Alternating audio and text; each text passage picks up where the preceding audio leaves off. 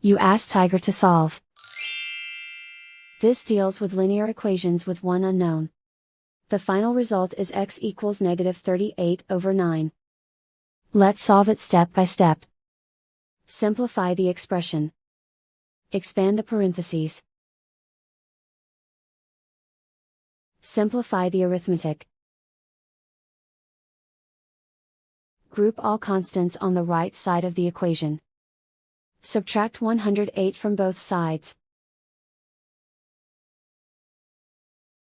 Simplify the arithmetic.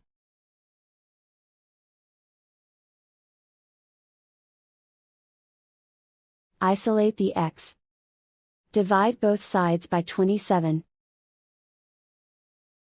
Simplify the fraction. Find the greatest common factor of the numerator and denominator. Factor out and cancel the greatest common factor. And so the final result is x equals -38/9.